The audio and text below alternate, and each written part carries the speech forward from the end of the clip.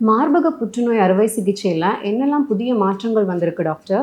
மார்பக புற்றுநோய் அறுவை சிகிச்சையில் இப்போ லேட்டஸ்ட்டாக வந்து ஆன்கோபிளாஸ்டிக் பிரஸ்ட் சர்ஜரிங்கிறது தான் ஒரு லேட்டஸ்ட்டாக உள்ளது. அது என்னன்னா, நம்ம கட்டி சுற்றி இருக்கிற நார்மல் ஏரியாவை நம்ம பிளாஸ்டிக் சர்ஜிக்கல் டெக்னிக்ஸ் யூஸ் பண்ணி அதை கட்டி இருக்கிற இடத்த ரிமூவ் பண்ணி, ஸோ சுற்றி இருக்கிற பிரஸ்ட் டிஷ்யூ இல்லைன்னா ஒரு மினி ஃப்ளாப் மாதிரி பண்ணி அந்த கட்டி எடுத்த இடத்த ஃபில் பண்ணி, ஸோ அது மூலமாக அந்த மார்போட நார்மல் ஷேப் அண்ட் சைஸை மெயின்டைன் பண்ணக்கூடிய சர்ஜரி மாதிரி பண்ணலாம்.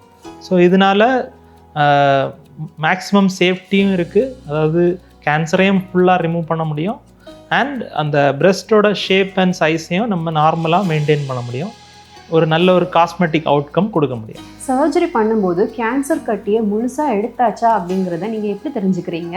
பிரஸ்ட் கேன்சர் சர்ஜரியில் சர்ஜரி பண்ணி கட்டியை அகற்றின உடனே அதை இமிடியேட்டாக ஃப்ரோசன் செக்ஷன் பயாப்சி அப்படிங்கிற ஒரு ப்ரொசீஜர் பண்ணுறோம். ஸோ அது என்னென்னா, கட்டியை வந்து நம்ம எடுத்து அதை ஃப்ரீஸ் பண்ணி இமிடியேட்டாக அதுக்கு மார்ஜின்ஸ் எல்லாத்தையுமே பெத்தாலஜிஸ்ட் செக் பண்ணி 20 மினிட்ஸ்க்குள்ளாடி அந்த ரிப்போர்ட்டை அந்த சர்ஜனுக்கு, நான் ஆப்ரேட் பண்ண எனக்கு சொல்லிடுவாங்க. ஸோ அதை சொல்லும்போது நம்ம வந்து அதை கிளியராக எடுத்துக்கோங்கிறத நம்ம முழுமையாக தெளிவுபடுத்த முடியும்.